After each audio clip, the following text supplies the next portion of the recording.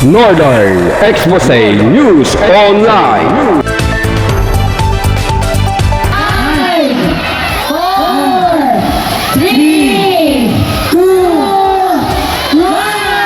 1. Mahigit 5,000 bisita ang nakipag-countdown sa naganap na Christmas Lightning Ceremony noong Sabado, December 7 sa bayan ng Tayug, Pangasinan na pinangunahan ni Mayor Tyrone Agabas at 6th District Representative Attorney Martin Primicias Agabas, Vice Mayor Lorna Primicias kasama ang ibang miyembro ng LGU at volunteers. Apay ko na apo, aduman nga rigrigat, atunga, banom, notutusen iti naaramid kada iti naglabas nga aldaw. Ngem, finally ko na nadanon manen dahil nga lighting ceremony. Katno lang iti napanatawen nga nagtadirak dito yung apo nga. Medyo ang tigar-gar ti busis ko. Ayon kay Congresswoman Agabas sa kanyang mensahe sa mga bisita na gawing inspirasyon ang For pamilya. all the memories that you will be able to share together tonight, agyaman kami apo unay na naging instrumento kami kada kita apo nga ado nga memories. Sigurado ang apo day tingal daw, pada-pada antayon pulos ka malipatan. Kaya sabay lang kung magarod apo na pagtitinulungan tayo, tatangarabi nga na ayat nga ado, nga napipintas ka balbanan, tibalunan tayo nga gawin. Kada kayo amin apo di pampamilya, tingga kaya yung apo laganak kay tilala na yung oras yung kadagitan na yung kadi apo as kas congressman yung tawad ko sana palagi kayong humugot ng inyong mga lakas sa inyong pamilya. Ikaw na nga may isang mensahe apo di Pasko kat pamilya. Bakas sa mukha ang saya at talagang tumutok ang bawat isa sa bawat mensahe ng kongresista dahil pinaramdam nito ang isang pagiging ina sa kanyang distrito.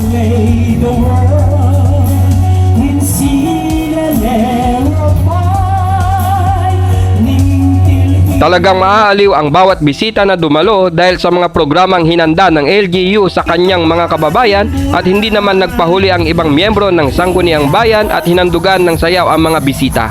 Bukod sa sayawan at kantahan, natunghayan din ang halos walang katapusang fireworks na talagang nagpainit at nagpaantig sa puso ng bawat isa. Nasa pagdiriwang din ang The Boys Kids Philippines na si Sean Hendrix Agustin para haranain ang mga bisita.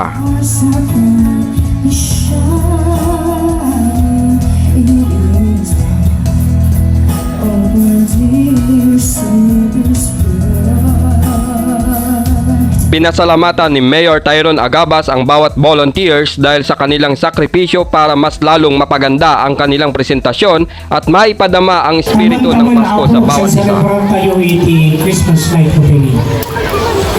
Every time na iti Christmas light opening, iso natin mo na abo umadito plaza takder kita ako. Dito'y sentro ako ti plaza tayo.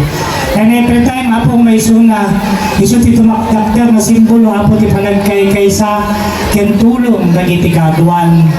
Ato ti kumpret, ano ti tumakay, ano dagiti volunteer, ano dagiti tumulong. Kasta hapo iti maparpartuat na produkto, iti panagkikinuyog, panagtitinulong, basta apo at ati congresswoman tayo. Manang palakpakan tayo kaya po, ato ni Martin Primicias Agabas. Salamat apo, congresswoman.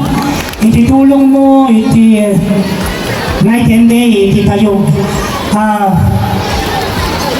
Siguro madaamin kumadamon amin nga ili Bikas kanyang napintas ti pagbalinan ti distrito tayo. Kasama apo iti partner ko apo na iti panagbalbaliw iti ili nga tayong tinayat, napintas, sexy, managtulong. Nabisi mo yun tayo, Vice Mayor Lorna Primicias, isang kaseksihan, kensang kapintasan, nabisi mo yun tinubong.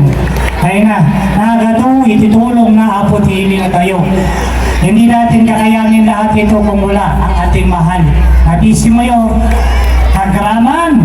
Sa bawat paggunita ng kapanganakan ni Jesus, pinapahiwatig lang nito sa bawat isa ang kahalagahan ng buhay, pag-asa, pagmamahalan at pagkakaisa. Yan ang mensahe ng LGU Tayug para sa kanyang mga kababayan at para sa lahat. Mula dito sa Bayan ng Tayug, ako ang inyong Mr. X, RJ Komen, nagbabalita para sa Northern Expose News. Eksplosibong expose with Mr. X.